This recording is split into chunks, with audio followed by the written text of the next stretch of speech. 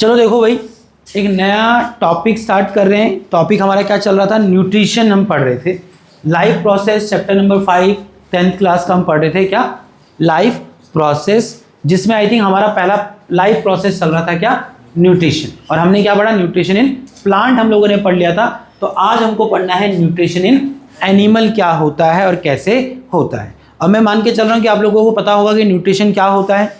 क्या था nutrition? Nutrition एक लाइफ प्रोसेस है, या कहूँ कि एक ऐसा प्रोसेस है जहाँ पर एक जीव भोजन कैसे प्राप्त करता है ये स्टडी किया जाता है। एक जीव का फूड ऑब्टेन करने का जो तरीका है और फिर उस फूड की मदद से एनर्जी बनाना, उस एनर्जी का इस्तेमाल बॉडी के ग्रोथ डेवलपमेंट में करना क्या कहलाता है, न्यूट्रिशन कहलाता है। क्या कहलाता है? Nutrition. That is a nutrition. और फिर हमने पढ़ा था कि न्यूट्रिशन इन प्लांट कैसे होता है, वो हमने लास्ट क्लास में पढ़ा। और आज हम पढ़ने वाले हैं न्यूट्रिशन इन एनिमल। तो कह सकते हैं टॉपिक वही है, उसका दूसरा एक्सटेंशन है। जिस तरह से हमने पढ़ा न्यूट्रिशन इन प्लांट, अब पढ़ेंगे न्यूट्रिशन इन एनिमल। अब यहाँ देखो बेटा, और सच में बोर्ड के नज़रिए से इंपॉर्टेंट है, कई तरह के सवाल यहाँ पर बनते हैं, जो मैं आपको आइडियली जैसे चलेंगे तो बताऊंगा कि जो मैं टॉपिक पढ़ा रहा हूँ उस पर कैसे कैसे सवाल ऑलरेडी आ चुके हैं और आपको कैसे उसको प्रिपेयर करना है। तो चलो स्टार्ट करेंगे न्यूट्रिशन इन एनिमल। अब देखो न्यूट्रिशन इन एनिमल, तो न्यूट्रिशन में का आपको मालूम ही है ये क्या है, भोजन प्राप्त करने के तरीकों को कहते हैं न्यूट्रिशन। बट जब हम न्यूट्रिशन इन एनिमल पढ़ते हैं तो न्यूट्रिशन इन एनिमल जो है वो 5 स्टेप में होता है। किसमें होता है? 5 स्टेप में होता है। जब न्यूट्रिशन एनिमल आप पढ़ेंगे, चाहे वो किसी भी जानवर में न्यूट्रिशन अगर आप पढ़ेंगे, बट ध्यान रखना कौन सा जानवर या कौन सा एनिमल जिसमें होलोजोइक मोड ऑफ न्यूट्रिशन होता हो। क्या होता हो? होलोजोइक मोड ऑफ न्यूट्रिशन होता है। तो आप देखेंगे कि न्यूट्रिशन प्रोसेस के दौरान 5 स्टेप में हो रहा है। किसमें हो रहा है? 5 स्टेप। और जो पहला स्टेप है वो होता है इंजेशन। क्या होता है? इंजेशन। ठीक है, क्या होता है? इंजेशन। अब समझो कि इंजेशन कौन सा स्टेप है। इंजेशन वह स्टेप है न्यूट्रिशन का जहां पर यह पढ़ा जाता है कि वो जीव कैसे भोजन प्राप्त करता है। इंजेशन का मतलब है the process of taking food into the body is called ingestion. एक जीव के द्वारा बॉडी में फूड को लेने या पहुंचाने के तरीकों को कहते हैं इंजेशन। और ऑब्वियसली बात है, कोई भी जीव जो कि ध्यान रखना सेप्रोट्रॉपिक और पैरासाइटिक नहीं, एक जीव जो होलोजोइक मोड ऑफ न्यूट्रिशन अपनाता है, उसमें जब न्यूट्रिशन पढ़ेंगे तो न्यूट्रिशन का पहला स्टेप क्या देखने को मिलेगा? इंजेशन। क्या देखने को मिलेगा? इंजेशन। और इंजेशन कौन सी प्रक्रिया है? इंजेशन वह प्रक्रिया है जिसमें एक जीव क्या करता है, अपनी बॉडी में फूड को इनटेक करता है। क्या करता है? इनटेक करता है। That is ingestion. उसके बाद होता है दूसरा स्टेप न्यूट्रिशन का, डाइजेशन। अब सुनना, होलोजोइक में आपको पढ़ाया गया था कि होलोजोइक में जीव इंजेशन प्रोसेस के दौरान जो फूड इनटेक कर रहा है वो फूड क्या होता है? कॉम्प्लेक्स इन नेचर होता है। क्या होता है? कॉम्प्लेक्स इन नेचर होता है। और वो कॉम्प्लेक्स का मतलब यहाँ पर क्या है बेटा? कॉम्प्लेक्स का मतलब है कि वो एक ऐसा केमिकल सब्सटेंस हम कंज्यूम करते हैं जो कि बॉडी डायरेक्टली यूज नहीं कर सकती, वो आपके ब्लड में डिसॉल्व नहीं हो सकता है। जैसे कि आप क्या कंज्यूम करते हो? Carbohydrate, fats, protein. क्या आपकी बॉडी इनको कंज्यूम कर सकती है? डायरेक्ट नहीं कंज्यूम कर सकती, इसलिए क्या कहा जाता है? इनको कॉम्प्लेक्स कहा जाता है। तो अगले स्टेप में क्या होता है कि इंजेशन में आपने जो कॉम्प्लेक्स फूड इनटेक किया, like carbohydrate, fats and protein, digestion वाले प्रोसेस में या स्टेप में वो कॉम्प्लेक्स फूड को क्या किया जाता है? उसका ब्रेकडाउन कराते हैं। क्या कराते हैं? उसका ब्रेकडाउन होता है किसमें? सिंपलर सॉल्युबल सब्सटेंस में। सिंपलर सॉल्युबल सब्सटेंस में। और उस कॉम्प्लेक्स फूड को क्या किया जाता है? सिंपलर बनाया जाता है कि वो ब्लड में डिसॉल्व हो पाए और फिर पूरी बॉडी के सेल तक सर्कुलेट कराया जा सके। और इसको कहते हैं क्या?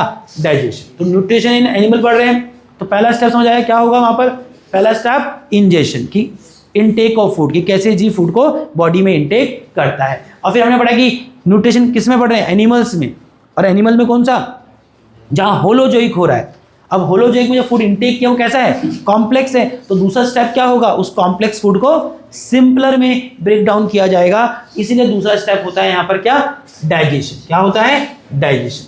अब सपोज करो डाइजेशन प्रोसेस हो गया, that is break down of complex food into the simpler substance. अब उसके बाद जब फूड डाइजेस्ट हो जाता है बच्चा, तो उसके बाद क्या होता है? तीसरा step absorption. That is absorption. जैसे ह्यूमन बीइंग की बात करें, चूंकि आज हमने ह्यूमन बीइंग का डाइजेशन क्या कहते हैं न्यूट्रिशन पढ़ना है, तो हमारे में जो डाइजेशन होता है वो कहाँ होता है, स्मॉल इंटेस्टाइन में होता है। कहाँ होता है, स्मॉल इंटेस्टाइन। अब वहाँ खाना जब डाइजेस्ट हो चुका है सेकेंड स्टेप में, तो वो वहीं रहेगा क्या, उसको वहाँ से पूरी बॉडी में पहुँचाना है।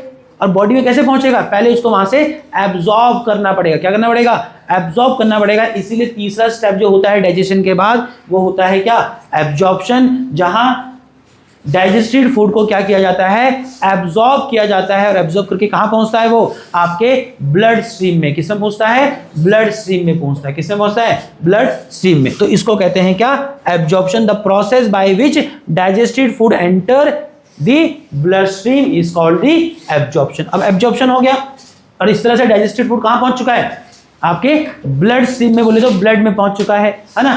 अब उसके बाद जो चौथा स्टेप होता है दैट इज बेटा एसिमिलेशन। एसिमिलेशन एक लंबा चौड़ा प्रोसेस है कि जो फूड डाइजेस्टेड एब्जॉर्ब हुआ थर्ड स्टेप में, एसिमिलेशन में क्या होगा कि उस डाइजेस्टेड फूड जो एब्जॉर्ब हो चुका है उसको पूरी बॉडी में क्या किया जाएगा, ट्रांसपोर्ट, बोले तो सर्कुलेट करा जाएगा। और जब वो हर सेल तक पहुंचेगा तो सेल में क्या करेगा, उस फूड से रेस्पिरेशन, जो अगला लाइफ प्रोसेस है रेस्पिरेशन होगा, उससे बॉडी क्या बनाएगी या सेल क्या बनाएगा, एनर्जी बनाएगा। और वो एनर्जी इस्तेमाल होती है एक्चुअल में बॉडी में होने वाले बाकी लाइफ प्रोसेसेस को कराने के लिए और बॉडी के ग्रोथ डेवलपमेंट को कराने के लिए। समझ आया। एसिमिलेशन क्या है, the process in which absorb food is taken in by the body cell, जिसमें एब्जॉर्ब फूड क्या किया जाता है, बॉडी सेल तक पहुंचाया जाता है।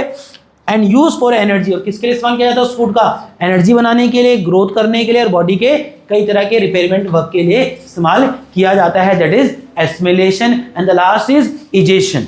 इजेशन में क्या होगा कि जो फूड अनडाइजेस्टेड रहा, जिसको बॉडी यूज नहीं कर पाया, तो बॉडी क्या उसको अपने अंदर रखेगी, नहीं, वो बॉडी के लिए वेस्ट है। तो लास्ट स्टेप होता है न्यूट्रिशन इन एनिमल का, वो होता है इजेशन, जहां क्या किया जाएगा, जो अनडाइजेस्टेड अनयूज्ड फूड है, बॉडी क्या करेगी, उसको एक्सक्रीट कर देती। क्या करती है, एक्सक्रीट मतलब इजेक्ट कर देगी, क्या बॉडी से बाहर कर देगी। And that step is called बेटा इजेशन। उसे कहते हैं क्या, इजेशन। तो इजेशन क्या है, the process in which undigested food is remove from the body is called the egestion. तो बॉडी से अनडाइजेस्टेड फूड को रिमूव करने की जो प्रक्रिया है उसे क्या कहते हैं, इजेशन। समझ आया। अब सच में इंटरेस्टिंग है, कोई भी जीव, क्योंकि आज हम न्यूट्रिशन इन एनिमल पढ़ रहे हैं, तो कोई भी जीव जिसमें होलोजोइक मोड ऑफ न्यूट्रिशन होता है, होलोजोइक मोड ऑफ न्यूट्रिशन होता है, इसमें एनिमल भी आता है, अमीबा इसमें आता है। अमीबा भले ही यूनिसेलुलर ऑर्गेनिज्म है, बट उसमें जो मोड ऑफ न्यूट्रिशन है वो क्या है, होलोजोइक है। क्या है, होलोजोइक। तो चाहे वो यूनिसेलुलर ऑर्गेनिज्म हो, चाहे एक इंसान जैसा कॉम्प्लेक्स मल्टी सेलुलर ऑर्गेनिज्म हो, अगर वहां जीव में होलोजोइक मोड ऑफ न्यूट्रिशन होता है तो उस मोड ऑफ न्यूट्रिशन में आपको ये 5 स्टेप देखने को मिलेंगे ही मिलेंगे। इससे फर्क नहीं पड़ता है कि वो जीव यूनिसेलुलर है या मल्टी सेलुलर है, ह्यूमन बीइंग की तरह। तो फटाफट एक बार बोल के निकले। तो जब हम न्यूट्रिशन इन एनिमल पढ़ेंगे तो क्या है, 5 स्टेप होते हैं। क्या होते हैं, 5 स्टेप होते हैं। पहला क्या होता है, इंजेशन। इंजेशन में क्या होगा कि बॉडी कॉम्प्लेक्स फूड को बॉडी में इनटेक करेगी। दूसरा स्टेप क्या है, डाइजेशन की, जो कॉम्प्लेक्स फूड इंजेशन के दौरान बॉडी ने एब्जॉर्ब किया, एब्जॉर्ब करने बोले इनटेक किया, बॉडी क्या करेगी, उसको डाइजेस्ट करेगी। तीसरा स्टेप क्या होता है, जो डाइजेस्टेड फूड है, जो डाइजेस्टेड फूड है, जो डाइजेस्टेड फूड में क्या किया, कॉम्प्लेक्स फूड को सिंपलर में चेंज किया। अब वो जो डाइजेस्ट हो चुका है तो तीसरे स्टेप में क्या होगा, उसको एब्जॉर्ब करेंगे, और वो एब्जॉर्ब करके क्या होगा, जहां भी वो डाइजेस्ट हुआ, डाइजेस्टिव जो साइड है वहां से वो ब्लड स्ट्रीम में जाएगा। चौथा स्टेप क्या होगा, एसिमिलेशन। वो डाइजेस्टेड फूड जो कि एब्जॉर्ब हो चुका है वो बॉडी में ब्लड क्या करेगा, सारे सेलों तक पहुंचाएगा, सेल उस पर एनर्जी बनाएगा। That energy will utilize for the development and the growth of body and the repayment work. And finally होता है 5वां स्टेप, इजेशन, जिसमें क्या होगा कि जो अनडाइजेस्टेड अनयूज्ड फूड है वो बॉडी क्या करेगी, एक्सक्रीट करेगी। क्या करेगी, एक्सक्रीट करेगी, मतलब बॉडी से रिमूव करेगी। That is egestion, that is egestion. चलो आगे बढ़ेंगे बच्चा। अब देखो हम आगे nutrition in amoeba. Nutrition in amoeba, amoeba is also animal, but कैसा एनिमल है, यूनिसेलुलर ऑर्गेनिज्म है। क्या है, यूनिसेलुलर ऑर्गेनिज्म है। अब यहां देखो मैंने ये क्यों बनाया, पेपर में भी आएगा तो आपको ऐसे ही बना के दिखाना है। अब देखो न्यूट्रिशन इन अमीबा हम पढ़ रहे हैं कि न्यूट्रिशन में, अमीबा में न्यूट्रिशन कैसे होता है। तो अमीबा कौन सा मॉडल न्यूट्रिशन बनाता है, होलोजोइक। तो ये जो 5 स्टेप पीछे लिखे, पांचों के पांचों आपको यहाँ होते हुए दिखाई देंगे। तो एक एक करके पढ़ेंगे। जैसे डायग्राम से पहले समझो, ये एक अमीबा है जो कि क्या है, यूनिसेलुलर ऑर्गेनिज्म है। ठीक है। अब क्या होता है कि बेटा जब इसके आसपास ये फूड सेंस करता है, क्या सेंस करता है, फूड सेंस करता है, तो ये जो कि इसकी बॉडी इरेगुलर होती है, क्या होती है इसकी बॉडी इरेगुलर होती है, तो ये जो फूड जब ये अपने आसपास सेंस करता है तो उसके आसपास एक एनवलप जैसा बनाता है, एक घेराव जैसा बनाता है, जो कि क्या दिखता है, एक फेक झूठे मुंह जैसा दिखेगा। क्या दिखेगा, एक फेक माउथ। भाई के पास माउथ कहाँ होता है, यूनिसेलुलर है वो, बट क्या करता है जब अपने आसपास क्या सेंस करता है, फूड सेंस करता है, तो क्या करता है उस फूड को इनगल्फ निगलने के लिए उसके चारों तरफ क्या बनाता है, एक एनवलप जैसा बनाता है। क्या बनाता है, एनवलप बनाता है, और इसको कहते हैं क्या, सूडोपोडिया। क्या कहते हैं, सूडोपोडिया। सूडो का मतलब होता है फॉल्स, झूठा, और पोडिया का मतलब है माउथ, एक फेक या झूठे मुंह जैसा। मुंह थोड़ी ना उसके पास होता है ना, तो इसको क्या कहते हैं, सूडोपोडिया। अब पेपर पूछता है कि अमीबा इंजेक्शन कैसे करता है, ये पहला स्टेप कौन सा हो रहा है, इंजेक्शन हो रहा है, जहां अमीबा क्या कर रहा है कि अपने सराउंडिंग में जब उसने फूड सेंस किया उसको क्या करने वाला है, इनटेक करने वाला है, दैट इज इंजेक्शन हो रहा है। बट याद रखो कि अमीबा इंजेक्शन कैसे करता है, कि वो फूड जिसको वो इंजेक्ट करने चाह रहा है, इंटेक करने चाह रहा है, उसके चारों तरफ एक एनवलप बनाता है, उसको कहते हैं क्या, सूडोपोडिया। और सूडोपोडिया की मदद से क्या करता है, वो अपने सराउंडिंग में मौजूद फूड को इनगल्फ करता है bye the process of diffusion, bye the process of diffusion, की फूड जो है उसकी मेम्ब्रेन से होते हुए कहाँ चला जाएगा, उसकी सेल बॉडी में चला जाएगा। कहाँ चला जाएगा, उसके सेल बॉडी में चला जाएगा। और इस तरह से देखो अमीबा में क्या हुआ, डाइजेशन कह रहा, न्यूट्रिशन का पहला स्टेप क्या हो गया, इंजेक्शन। क्या हो गया, इंजेक्शन। याद रहेगा कि इंजेक्शन किसके थ्रू होता है, सूडोपोडिया की तरफ, ठीक है। और एक इंपॉर्टेंट लाइन यहां पढ़ना, the process of obtaining food by amoeba is called phagocytosis. और इस प्रक्रिया को क्या कहते हैं, फाइगोसाइटोसिस कहते हैं। ध्यान रखना, भूल मत जाना, पूछता है कि अमीबा में फूड ऑब्टेन करने की प्रक्रिया को क्या कहते हैं, फाइगोसाइटोसिस कहते हैं। और जिस स्ट्रक्चर से फूड इनटेक करता है उस स्ट्रक्चर कहते हैं सूडोपोडिया। और ये क्या हो गया, तुमने देखा कि अमीबा में पहला स्टेप हो चुका है, न्यूट्रिशन का पहला स्टेप क्या हो चुका है, इंजेक्शन हुआ। और अमीबा में न्यूट्रिशन का जो पहला स्टेप इंजेक्शन है वो क्या कहलाता है, फाइगोसाइटोसिस कहलाता है ये प्रोसेस। और किसके थ्रू होता है, एक स्ट्रक्चर सूडोपोडिया, जो कि एक झूठे मुंह जैसा है, दैट इज फेक माउथ। क्या, फेक माउथ। अच्छा, अब क्या हो गया कि जब फूड अमीबा की सेल बॉडी में पहुंच गया, कहां पहुंच गया, अमीबा की सेल बॉडी में पहुंच गया, तो देखो वहां एक फूड वैक्यूल बनता है। क्या बनता है, फूड वैक्यूल बनता है। देखो आपने 9th में पढ़ा होगा कि एनिमल सेल में वैक्यूल नहीं होता है, बट कुछ एनिमल में वैक्यूल होता है, बट कैसा, स्मॉल और टेम्परेरी। जब तक फूड उसने इनगल्फ नहीं किया था तब तक देखो उसमें वैक्यूल भी नहीं था, बट जैसे ही पहले प्रोसेस इंजेक्शन के दौरान फूड उसकी बॉडी में पहुंचा, दैट इज इंजेक्शन हो चुका है, तो तुम देखो वहां एक स्ट्रक्चर बनता है फूड वैक्यूल। और कुछ समय तक जब तक उसने खाना पचाया नहीं, उसको इस्तेमाल नहीं किया, तब तक वैक्यूल वहां बना रहेगा। और जब वो खाना पचा लेगा, उसका इस्तेमाल हो जाएगा, तो वो वैक्यूल भी डिसअपेयर हो जाएगा। याद है 9th में पढ़ा था कि एनिमल सेल में वैक्यूल स्मॉल होता है और टेम्परेरी होता है, देखा। इससे पहले वैक्यूल था वहां पर, बट जैसे ही फूड इनटेक हुआ तो अगला स्टेप क्या होगा, डाइजेशन। क्योंकि उसने जो फूड इनटेक किया है वो फूड कैसा है बेटा, कॉम्प्लेक्स इन नेचर। तो अगला स्टेप क्या होगा, उस कॉम्प्लेक्स फूड को सिंपलर सब्सटेंस में ब्रेक डाउन कराया जाएगा bye the process, that is second process, क्या कहलाते हैं, डाइजेशन। अब डाइजेशन में क्या होगा, जो फूड अंदर गया तो एक फूड वैक्यूल बनेगा। अब फूड वैक्यूल की जो वॉल है, फूड वैक्यूल की जो वॉल है, उससे ये जो एरो बाहर की तरफ बनाएंगे, एरो को अंदर कर देना, एरो क्या कर देना, अंदर की तरफ कर देना, ठीक है बच्चा। थोड़ा सा ये करेक्शन करना, जो डायग्राम आप खुद बनाएंगे, ये जो एरो बाहर की तरफ बनाई, एरो को अंदर की तरफ बनाना। एरो अंदर की तरफ का मतलब है कि ये जो फूड वैक्यूल है, इसकी वॉल से कुछ डाइजेस्टिव एंजाइम रिलीज होंगे। क्या होंगे, कुछ डाइजेस्टिव एंजाइम रिलीज होंगे, कहाँ, फूड वैक्यूल के अंदर। और वो डाइजेस्टिव एंजाइम क्या करेंगे, उस कॉम्प्लेक्स फूड का ब्रेक डाउन कराएंगे, किसमें, सिंपलर सब्सटेंस में। और इस तरह से अमीबा में क्या हो जाएगा, digestion, second step of nutrition भी हो जाएगा। अब जब फूड डाइजेस्ट हो गया तो दिखाया, देखो बड़ा सा फूड छोटे छोटे पीसेस से दिखाया, उसका मतलब क्या है, वो दिखाना चाह रहा है कि वो कॉम्प्लेक्स फूड जो इंटेक किया था during the first step injection, वो सेकेंड स्टेप डाइजेशन के दौरान क्या हो चुका है, ब्रेक डाउन हो चुका है, किसमें, सिंपलर सब्सटेंस में। अब दूसरा स्टेप क्या होता है बेटा, एब्जॉर्प्शन होता है। क्या होता है, एब्जॉर्प्शन होता है। एब्जॉर्प्शन में क्या होगा कि जो फूड वहां डाइजेस्टेड है, कहाँ, फूड वैक्यूल में। अब देखो एरो बाहर की तरफ है, उसका मतलब क्या है कि फूड वैक्यूल की जो वॉल है उसके थ्रू क्या होगा, वो डाइजेस्टेड फूड उसके बाकी सेल बॉडी में क्या होगा, एब्जॉर्ब होगा। क्या होगा?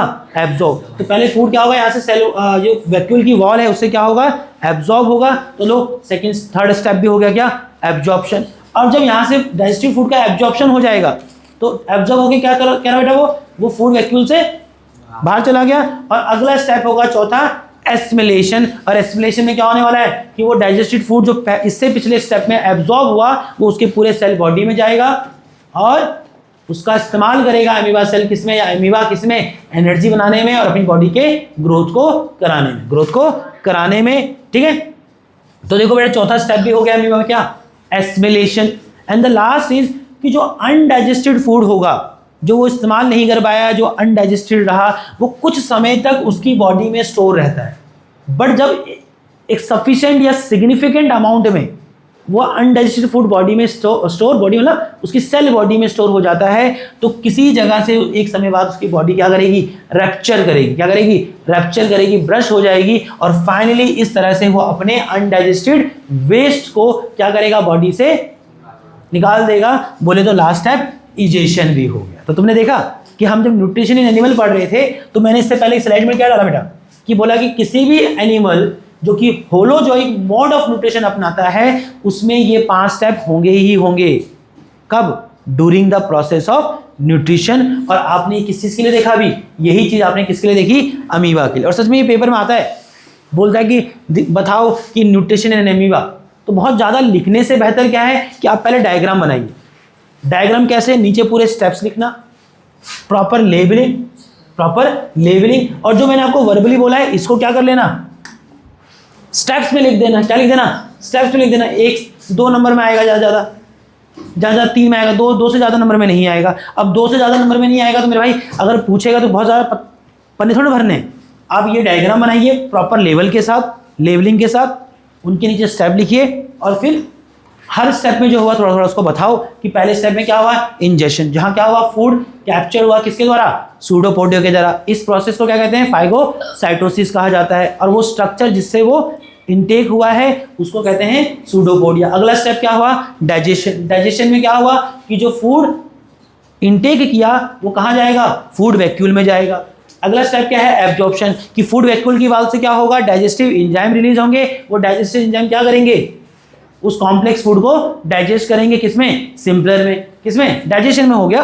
और एब्जॉर्प्शन में क्या होगा, डाइजेशन समझ आया कि पहले स्टेप में जो इंजेक्शन हुआ, डाइजेशन में क्या होगा कि जो फूड वैक्यूल में गया जो कि कॉम्प्लेक्स है वो क्या होगा, वो सिंपलर में ब्रेक डाउन होगा।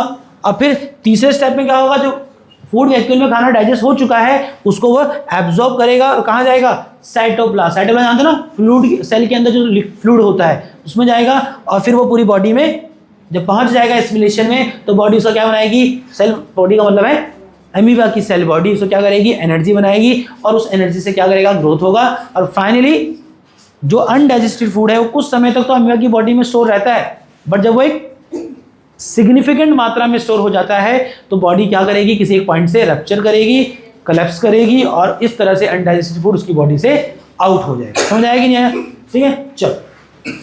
अच्छा, मैंने एक नोट डाला क्योंकि ये भी पेपर में पूछ लेता है। मैंने आपको एक और यहाँ पर जीव दिखाया है, दैट इज ऑल्सो यूनिसेलुलर, है ना। इसका नाम है पैरामीशियम। क्या, पैरामीशियम। इसमें भी बाकी सारी प्रक्रिया ऐसे ही हो रही है, बट सिर्फ एक नोट करने वाली बात यह है कि अमीबा के केस में तुमने देखा कि उसने फूड कैसे इनगल्फ किया, सूडोपोडिया की मदद से। कि वो क्या करता है, एक घेराव जैसा बना देता है किसके चारों तरफ, उस फूड के चारों तरफ, जिसको उसको इनगल्फ करना होता है। उस स्ट्रक्चर को कहा गया pseudopodia. Pseudo means false, podia means mouth, false mouth. और by the process of diffusion क्या होता है, वो फूड उसके सेल मेम्ब्रेन से उसके सेल में पहुंच जाता है। किसे पहुंच जाता है, सेल में पहुंच जाता है कि नहीं। अच्छा, अब पैरामीशिया के केस में सिर्फ एक चीज अंतर है, इसके आउटर मेम्ब्रेन में अगर देखो तो वहां आपको हेयर लाइक स्ट्रक्चर दिख रहे होंगे। क्या दिख रहे होंगे, हेयर लाइक स्ट्रक्चर। इनको कहते हैं बेटा क्या, सीलिया। क्या कहते हैं इसको, सीलिया। एक्चुअल में पैरामीशिया अपने सराउंडिंग में फूड को ट्रैप करने के लिए क्या करता है, अपने बाहर जो मेम्ब्रेन है उसमें जो हेयर लाइक स्ट्रक्चर सीलिया है उसका इस्तेमाल करता है और सीलिया की मदद से फूड को ट्रैप करता है। बाकी सारी प्रक्रिया वही है जो अमीबा में होती है। डिफ्यूजन से फूड सेल मेम्ब्रेन से होते हुए सेल बॉडी में जाएगा, वहाँ एक फूड वैक्यूल बनेगा। फूड वैक्यूल में जानते हो अगला स्टेप क्या होगा, डाइजेशन होगा। वो डाइजेस्टिव एंजाइम रिलीज करेगा, वो कॉम्प्लेक्स फूड को सिंपल में बदलेगा। फिर वो जो डाइजेस्ट फूड हो जाएगा तो सेल फूड वैक्यूल से एब्जॉर्ब होगा, थर्ड स्टेप। और जब एब्जॉर्ब होगा साइटोप्लाज्म में जाएगा, तो साइटोप्लाज्म में जाके क्या होगा, तीसरा स्टेप, चौथा स्टेप एसिमिलेशन होगा, जहां उस डाइजेस्टेड एब्जॉर्ब फूड से बॉडी या सेल उसकी एनर्जी बनाएगी और वो एनर्जी का इस्तेमाल बॉडी के रिपेयरमेंट ग्रोथ के लिए करेगा। एंड फाइनली जब एक ठीक ठाक मात्रा में, दैट इज सिग्निफिकेंट अमाउंट में क्या होगा, वेस्ट उसकी बॉडी में जमा हो जाएगा, तो फाइनली वो क्या कर लेगा, उसको निकाल देगा। बोलेगा ऑब्वियसली उसकी बॉडी किसी पॉइंट से रैप्चर हो जाएगी और वो उसको निकाल देगा, इजेक्शन भी हो जाएगा। क्या हो जाएगा, इजेक्शन भी हो जाएगा। समझ आया नहीं है? और ये था आपका क्या, न्यूट्रिशन इन अमीबा और फिर थोड़ा सा पैरामीशियम।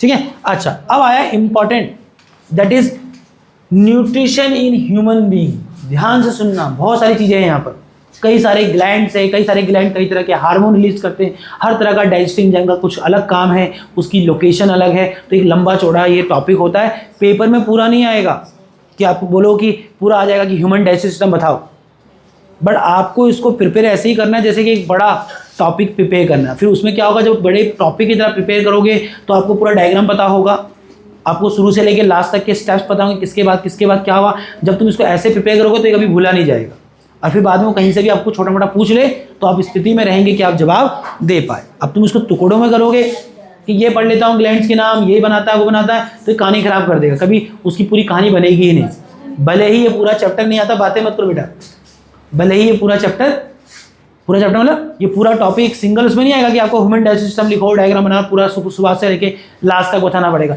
बट पूरा पता होना चाहिए। आप इसको प्रिपेयर एक बड़े सवाल की तरह ही करेंगे, फिर उसमें वो छोटा मोटा कुछ भी पूछेगा, आप उस स्थिति में रहेंगे जवाब दे पाएंगे। ठीक है, अगर तुम उसको बड़े सवाल की तरह नहीं प्रिपेयर करोगे तो तुम इसको भूल जाओगे किसके बाद क्या था और किसका काम क्या था, फिर रटने वाला ज़्यादा हो जाएगा। तो इसको आप एक बड़े 10-15 नंबर के सवाल की तरह प्रिपेयर करोगे। ऑब्वियसली तुम जानते हो बोर्ड में कोई 15 नंबर सवाल आ नहीं रहा है, बट आप इसको प्रिपेयर ऐसे ही करेंगे जैसे कि आप एक 12 और 15 नंबर का एक सवाल प्रिपेयर कर रहे हैं, जिसमें ऊपर से लेके नीचे तक का जो क्रम है वो मेरे को सारा याद रहेगा कि किसके बाद क्या था, कहाँ क्या हो रहा था।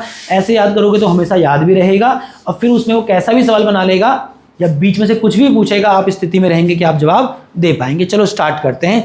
ठीक है, अब मैं इसको पढ़ाऊंगा भी ऐसे ही।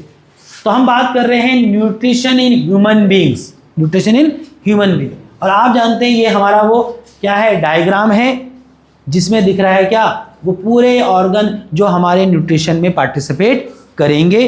तो एक एक करके न्यूट्रिशन के स्टेप्स पढ़ते हैं। तो पहला स्टेप है बेटा फिर से क्या, इंजेशन। क्या है, इंजेशन। तो ऑब्वियसली बात है, ह्यूमन बीइंग में जब न्यूट्रिशन होगा तो पहला स्टेप क्या होगा, इंजेशन होगा। अब इंजेशन आप जानते हैं इसमें क्या होगा, इंजेशन वो प्रक्रिया है जहां ह्यूमन बीइंग क्या करेगा, अपने हाथों की मदद से फूड को अपने कहाँ डालता है, माउथ में डालता है। और इस तरह से हम ह्यूमंस में क्या होता है, पहला स्टेप इंजेशन होता है। क्या होता है, पहला स्टेप इंजेशन होता है। क्या होता है, पहला स्टेप इंजेशन। तो वही लिखा, the human being have special organ for the ingestion of food. Human being में एक स्पेशल ऑर्गन होता है किसके लिए, इंजेशन के लिए। किसके लिए, अमीबा की तरह थोड़ी ना कि भाई माउथ ही नहीं था, बट ह्यूमन बीइंग क्या है, एक कॉम्प्लेक्स मल्टी सेलुलर ऑर्गन है। हमारे पास एक डेडिकेटेड ऑर्गन है जहां से बॉडी में फूड पहुंचता है, बोले तो इंजेशन होता है, that is mouth. It is called the mouth, obvious सी बात है। So in human being food is injected through the mouth. तो हम कह सकते हैं कि ह्यूमन बीइंग में फूड का जो इंजेक्शन का पहला प्रोसेस है वो किसके थ्रू होता है, एक ऑर्गन के थ्रू होता है, दैट इज माउथ। ठीक है, तो पहला स्टेप समझ आ गया होगा, बहुत सिंपल है। इंपॉर्टेंट सच बताना ये वाला है, दूसरा वाला है, इसी में बहुत लंबी कहानी है और ध्यान से सुनना। बाकी इसके बाद के जो 3 स्टेप रह जाएंगे वो बहुत सिंपल है बेटा। ठीक है, चलिए तो हम बात कर रहे हैं किसकी बेटा, न्यूट्रिशन इन ह्यूमन बीइंग का सेकंड स्टेप। ऑब्वियसली बात है, न्यूट्रिशन इन ह्यूमन बीइंग हो या किसी में भी हो, अगर होलोजोइक है तो दूसरा स्टेप क्या होगा, डाइजेशन होगा। क्या होगा, डाइजेशन। अब डाइजेशन में भी देखो खाना कहाँ पहुंचा, क्रम में जाना, खाना कहाँ तक पहुंच चुका है, माउथ में। कहाँ है, माउथ में। तो जब खाना माउथ में पहुंचा बेटा, तो माउथ में ही फूड का डाइजेशन स्टार्ट हो जाता है। और पेपर में पूछता है कि ह्यूमन बीइंग में डाइजेशन सबसे पहले कहाँ होता है, बच्चा बोलेगा स्टमक में। नहीं, खाना जैसे आपके मुंह में गया, आप क्या करते हैं, दांत से उसको चबाते हैं। और चबाना क्या है, आप उस कॉम्प्लेक्स फूड को क्या कर रहे हैं, सिंपलर में तोड़ रहे हैं। तो दांत से चबाना इज ऑल्सो डाइजेशन, बट दांत से जो चबाते हो कैसा डाइजेशन है वो फिजिकल डाइजेशन है। वो क्या है? Physical digestion. वो केमिकल डाइजेशन में नहीं आएगा। बट अगर कोई आपको पूछे कि ह्यूमन बीइंग में डाइजेशन की प्रक्रिया कहाँ से स्टार्ट होती है, तो स्टमक मत लिख देना। जो सबको बचना पड़ा कि खाना तो पेट में जाके पचता है, पेट में पचता है या नहीं उसकी बात हम बाद में करेंगे, बट खाने का डाइजेशन कहाँ से स्टार्ट हो जाता है? माउथ से स्टार्ट हो जाता है। और माउथ में जब खाना जाता है, आप उसको चबाते हैं दांतों से, तो वो क्या हो रहा होता है? वो खाने का डाइजेशन ही हो रहा होता है कि जो कॉम्प्लेक्स फूड आपने इंटेक किया, आप उसको स्मॉल पीसीज में ब्रेक डाउन कर रहे हैं, बोले तो स्मॉलर सिंपलर सब्सटेंस में ब्रेक कर रहे हैं, that is a digestion also. But कौन सा डाइजेशन है? ये फिजिकल डाइजेशन है। क्या है? Physical digestion. तो वही लिखा कि डाइजेशन इन माउथ। बच्चा कहेगा डाइजेशन माउथ कैसे हो गया?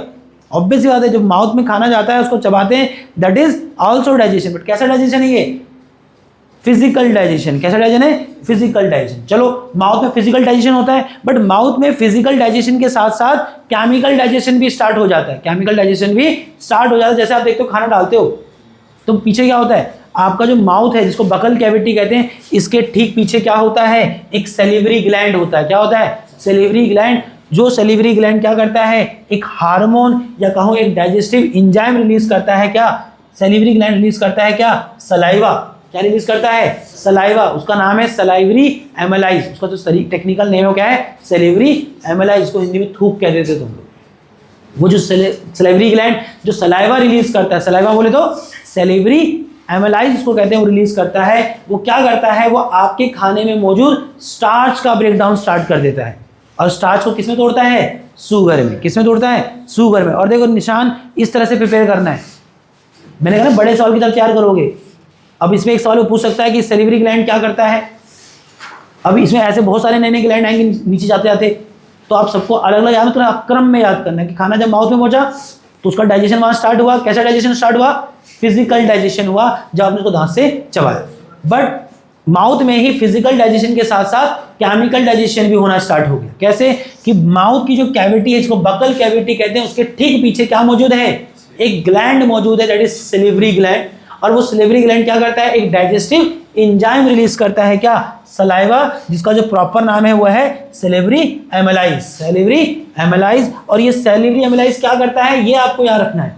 क्या करता है ये खाने में मौजूद स्टार्च का ब्रेकडाउन कराता है। किसमें? शुगर में। तो आपके पास पहला ग्लैंड आ गया। क्या? Salivary gland. कहाँ मौजूद है? माउथ में। क्या करता है? एक डाइजेस्टिव एंजाइम रिलीज करता है। क्या? सेलिवरी एमेलाइज। और ये आपको याद रखना है कि सेलिवरी एमेलाइज क्या कर रहा है? खाने में मौजूद स्टार्च का ब्रेकडाउन कराता है शुगर में। और इस तरह से आपको ये भी समझ आया कि फूड जैसे ही माउथ में इंटेक्ट हुआ तो डाइजेशन माउथ से ही स्टार्ट हो जाता है। ठीक है, तभी कहते हैं चबा के खाना चाहिए।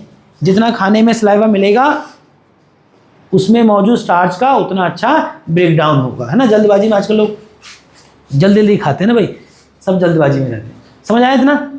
चलो, अब दूसरा स्टेप क्या होगा बेटा? दूसरा स्टेप ऑब्वियस बात नहीं होगा, अभी खाने का डाइजेशन ही चलेगा बहुत लंबा, खाना इतनी जल्दी डाइजेस्ट होता नहीं। अब बात करते हैं ऑसोफेगस की। अब खाना ऑसोफेगस या उसको ईसोफेगस कहते हैं। O is silent, O is silent, उसको बोला जाता है ईसोफेगस। अब खाना माउथ में था, उसमें थूक मिल गया, और तुम जानते हो सलाइवा क्या कर रहा है? सेलिवरी एमेलाइज, उसमें मौजूद स्टार्च का ब्रेकडाउन करा रहा है शुगर में। किसमें? शुगर में। ठीक है, और तभी तुमने एक नोटिस किया होगा, कभी रोटी खाना, सिर्फ रोटी लेना और उसको मुंह में डाल के चबाना कई देर तक, तो जब उसको चबाते रहोगे आपको मीठा स्वाद आएगा। किसका स्वाद आएगा? मीठा। क्यों आएगा मीठा स्वाद? करना कभी रोटी लेना, उसको मुंह में डाल के चबाना कई देर तक, अब पूरा उसमें सलाइवा मिलेगा, पूरा चबाना, कहीं मतलब कम से कम मैं कहूँगा 1 मिनट तक कम से कम उसको चबाना, निगलना नहीं। आप देखेंगे आपको रोटी मीठी लगने लग जाएगी। रीज़न क्या है? अरे भाई, जो आप गेहूं खा रहे हैं उसमें स्टार्च होता है। उसमें क्या होता है? स्टार्च होता है। और जब आप उसको मुंह में डाल के चबाने लगे, उसमें जब सलाइवा मिला, क्या मिला? सलाइवा मिला, तो सलाइवा क्या कर रहा है?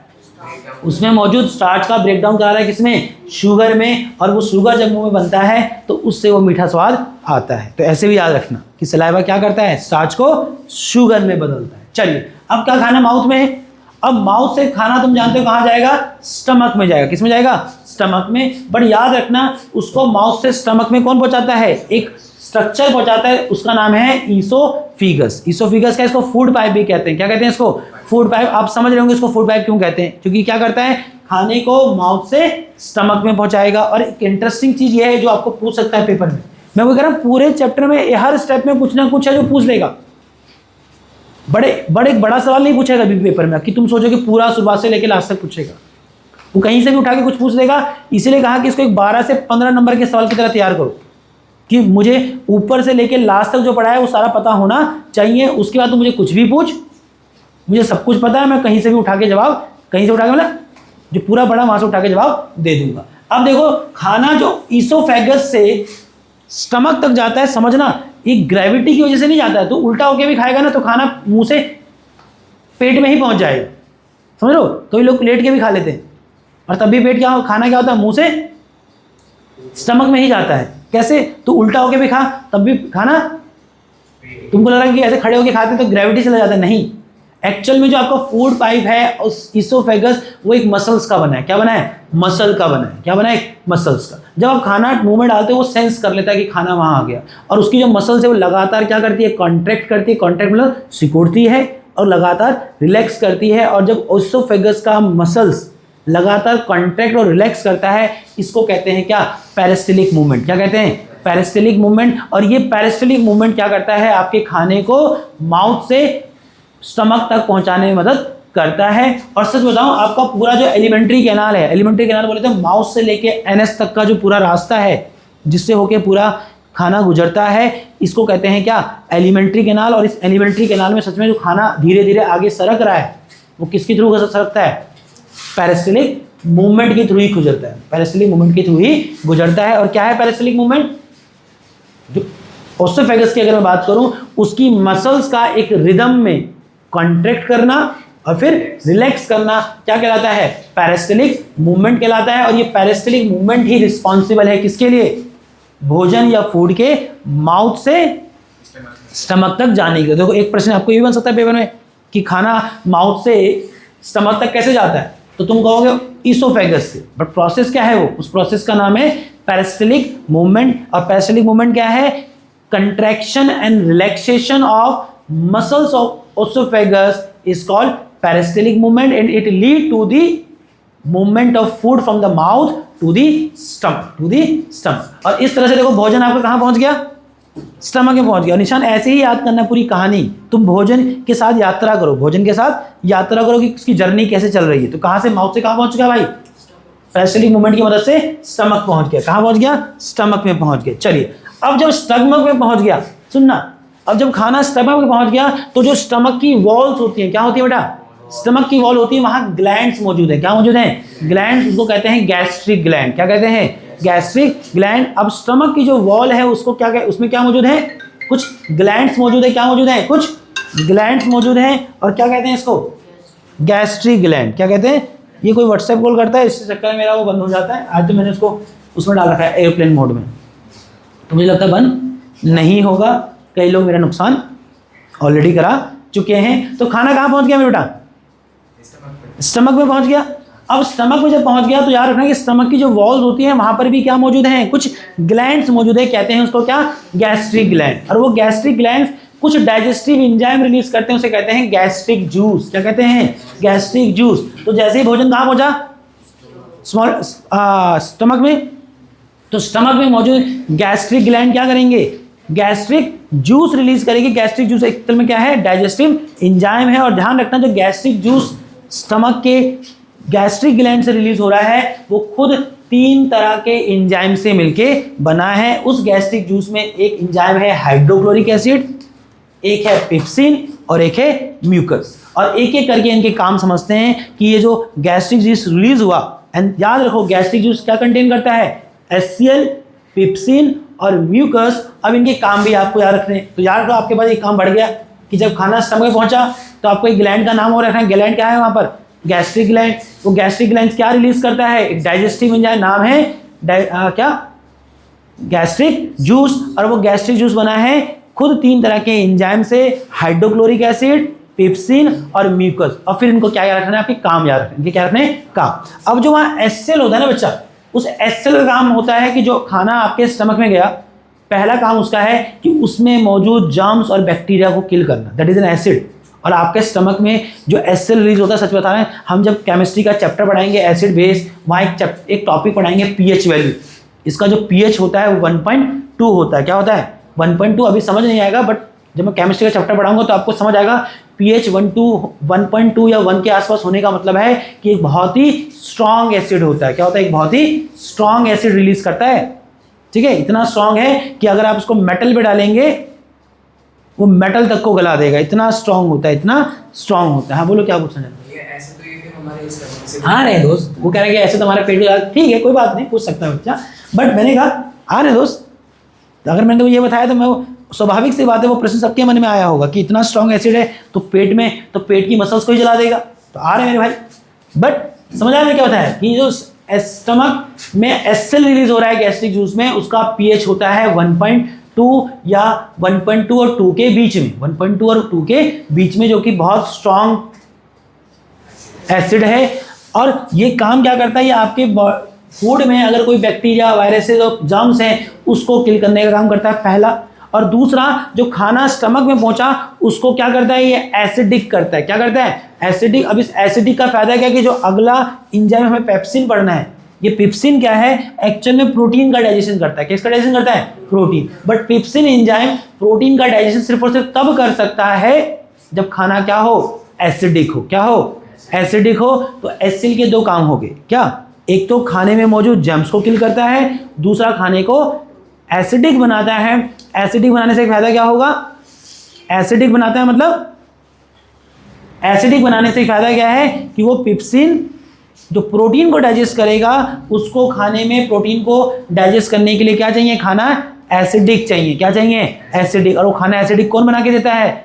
HCl देता है। कौन देता है? HCl। तो दो काम हो गए, खाने को एसिडिक बनाता है जिससे पेप्सिन एंजाइम अपना फंक्शन कर सके, और दूसरा जर्म्स को किल करता है। पेप्सिन का मैंने बता दिया, पी से पेप्सिन, पी फॉर प्रोटीन, ऐसे याद रखना। जो यहाँ गैस्ट्रिक जूस में पेप्सिन है वो क्या करता है? खाने में मौजूद प्रोटीन का डाइजेशन कराता है। एंड द लास्ट म्यूकस, जो तेरा प्रश्न था कि जो HCl निकल रहा है वो तेरे स्टमक की वॉल को भी जला सकता है। जब मैं कहता हूँ इतना स्ट्रांग होता है कि तूने अगर पेट का HCl निकाल के किसी मेटल पे डाल दिया, इतना स्ट्रांग है कि मेटल गला देगा, तो तेरा सवाल जायज़ है कि मेरे पेट की मसल क्यों नहीं जलाता फिर।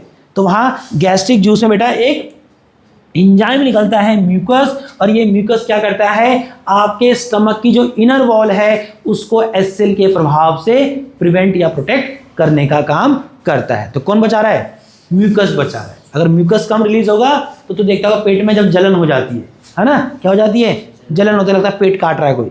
कौन काट रहा होता है? वो HCl ही काट रहा होता है। पेट बहुत ज़्यादा एसिडिक हो जाएगा, और पेट में अगर गैस्ट्रिक जूस में अगर म्यूकस कम हो जाए तो ऑब्वियसली तो जानता है उसके कॉन्सिक्वेंसेस क्या होंगे। ठीक है दोस्तों, चलो अब बात कर रहे हैं किसकी?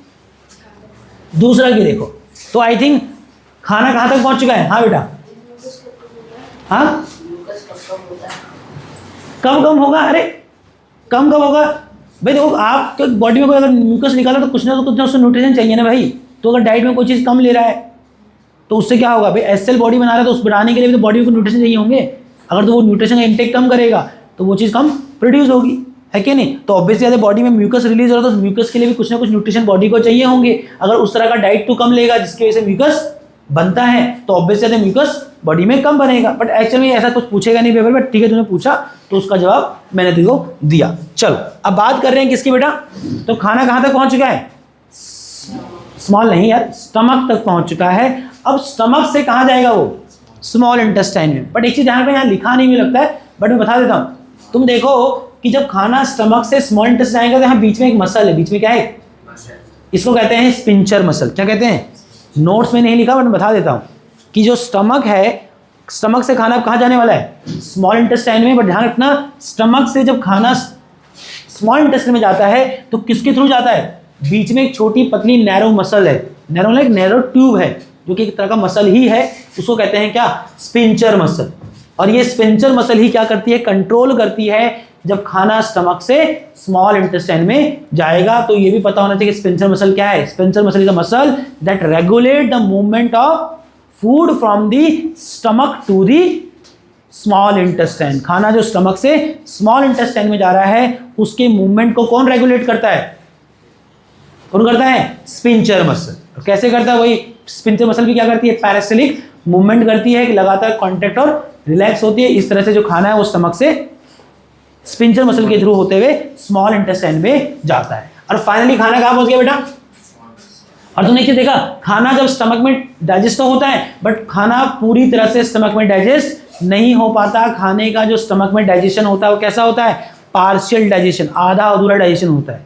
उसके बाद वो कहाँ जा रहा है, स्मॉल इंटेस्टाइन में। और सच में खाने का जो कंप्लीट डाइजेशन है वो कहाँ होता है, वो स्मॉल इंटेस्टाइन में होता है। कहाँ होता है, स्मॉल इंटेस्टाइन। अब खाना कहाँ पहुंच गया, स्मॉल इंटेस्टाइन में। और लिखा भी मैंने कि स्मॉल इंटेस्टाइन ही ह्यूमन बीइंग में वो जगह है जहाँ खाने का कंप्लीट डाइजेशन होता है, बट इतना सीधा नहीं है। अभी इसमें जस्ट समय लगेगा, अभी इसमें समय लगेगा। अब खाना बेटा जब स्मॉल इंटेस्टाइन में पहुंच गया, तो स्मॉल इंटेस्टाइन में जो खाने का कंप्लीट डाइजेशन होता है, मैंने कहा तो ध्यान रखना कि इसमें लीवर और पैनक्रियाज का भी रोल है। कि जब खाना कहाँ पहुंच गया, स्मॉल इंटेस्टाइन में, तो स्मॉल इंटेस्टाइन जो है वो पैनक्रियाज और लीवर दोनों से कुछ डाइजेस्टिव एंजाइम्स प्राप्त करती है। और लीवर और पैनक्रियाज से जो डाइजेस्टिव एंजाइम रिलीज होते हैं वो कहाँ आते हैं, खाने में मिलने। क्योंकि खाना जो है ना लीवर और पैनक्रियाज में नहीं जाता है, जाता तो कहाँ है, स्मॉल इंटेस्टाइन। बट लीवर और पैनक्रियाज कुछ खास तरह के डाइजेस्टिव एंजाइम रिलीज करते हैं, जो रिलीज तो ये दोनों करते हैं, बट एक्चुअल में फूड में आके कहाँ मिलते हैं, स्मॉल इंटेस्टाइन में। और वो भी खाने को डाइजेस्ट करने में मदद करते हैं। तो हमें पढ़ना है कि लीवर और पैनक्रियाज कैसे खाने के डाइजेशन में मदद कर। तो खाना कहाँ पहुंच गया, स्मॉल इंटेस्टाइन में। अब जब खाना स्मॉल इंटेस्टाइन में पहुंच गया तो बात करेंगे पहले किसकी, secretion from liver and pancreas. तो मैंने कहा जब खाना स्मॉल इंटेस्टाइन पहुंचता है तो खाना क्या करता है, जो स्मॉल इंटेस्टाइन में वो सीक्रेशन प्राप्त करता है, किससे, लीवर और पैनक्रियाज दोनों से। एक एक करके पढ़ेंगे। पहले बात करेंगे लीवर की। तो जो लीवर है वो एक डाइजेस्टिव एंजाइम बनाता है, इसका नाम है बाइल, या इसको बाइल जूस भी कहते हैं। क्या कहते हैं, बाइल जूस। तो लीवर जो है वो एक डाइजेस्टिव एंजाइम बनाता है, बाइल।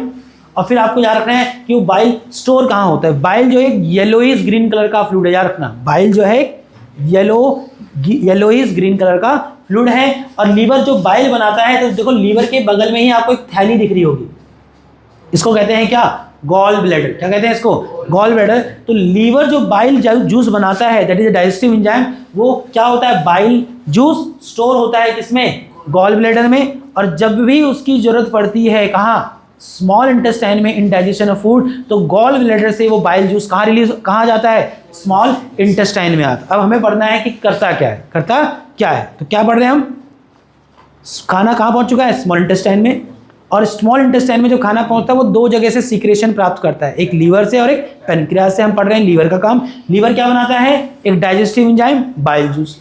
कैसा कलर का है, येलोइश ग्रीन कलर का। ये सब पता होना चाहिए आपको। बाइल क्या है, येलोइश ग्रीन कलर का फ्लूइड है, जो कि स्टोर कहाँ होता है, एक bag like structure gall bladder में। अब वो बाइल जब खाने में मिलता है कहाँ आगे, स्मॉल इंटेस्टाइन में, तो काम क्या है इसका, make acidic food from the stomach alkaline. Alkaline means base, alkaline base, वो बेस जो पानी में डिजोल्व हो जाते हैं उनको एल्कलाइन कहते हैं। क्या कहते हैं, एल्कलाइन। अब खाना जो स्टमक से आया है वो कैसा होता था, एसिडिक होता है। कैसा होता है, एसिडिक होता है। और जो बाइल जूस है वो जो स्टमक से खाना स्मॉल इंटेस्टाइन में आया है एसिडिक, उसको क्या बनाता है, एसिडिक से एल्कलाइल बनाता है, एसिडिक से एल्कलाइल बनाता है। रीजन क्या है कि आगे जो हम एंजाइम्स पढ़ेंगे उनको अपना काम करने के लिए फूड क्या चाहिए होता है, एल्कलाइल चाहिए होता है। वो एल्कलाइल करके कौन दे रहा है, बाइल देता है। कौन देता है, बाइल। तो बाइल क्या करता है, स्टमक से जो एसिडिक फूड है उसे किस में बदलता है, एल्कलाइल में। और उससे इंपॉर्टेंट काम क्या करता है, ये जो लार्ज फैट ग्लोबुलस होते हैं, जो खाने में लार्ज फैट मॉलिक्यूल्स हैं, उसको ब्रेक डाउन करता है किसमें, स्मॉलर मॉलिक्यूल्स। और इस प्रोसेस को कहते हैं क्या, emulsification of fat. In short तुम ये भी लिख सकता था कि लीवर क्या करता है, फैट का इमल्सिफिकेशन कराता है। क्या कराता है, फैट का इमल्सिफिकेशन। और जब मैं बोलता हूँ फैट का इमल्सिफिकेशन, तो उसका मतलब होता है फैट मॉलिक्यूल्स का या लार्ज फैट मॉलिक्यूल का ब्रेक डाउन कराता है किसमें, स्मॉलर मॉलिक्यूल्स में। ठीक है, तो लीवर का काम समझ आ गया।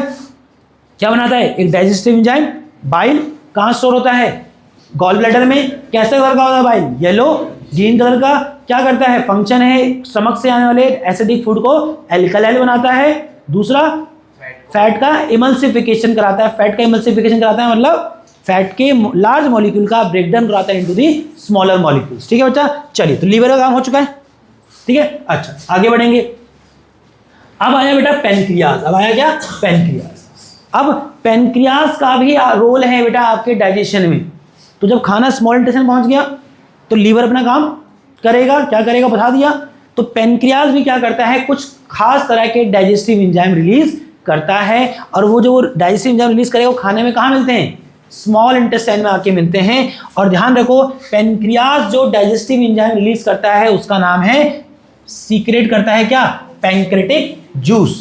और ये जो पैंक्रेटिक जूस है बेटा फिर ये 3 तरह के एंजाइम से मिलके बना है, और यही चैप्टर का टफेस्ट पार्ट है। मुश्किल कुछ नहीं है, कहानी ही है, बट मैं तभी कह रहा हूँ कि बड़े सवाल की तरह तैयार करना। अब तू अलग अलग से एग्जाम करेगा, ये ग्लैंड ये करता है वो करता है, तो सीक्वेंस में याद कर ले तो ज़्यादा याद रहेगा, है कि नहीं। तो अब कहाँ पहुँच चुके हैं, स्मॉल इंटेस्टाइन में, और किसकी बात कर रहे हैं, पेनक्रियाज की बात करते हैं। पेनक्रियाज क्या रिलीज करता है, पैंक्रेटिक जूस, और वो पैंक्रेटिक जूस बेटा खुद 3 तरह के एंजाइम से मिलके बना है। उसमें जो पहला एंजाइम है वो है पैंक्रेटिक एमाइलेज।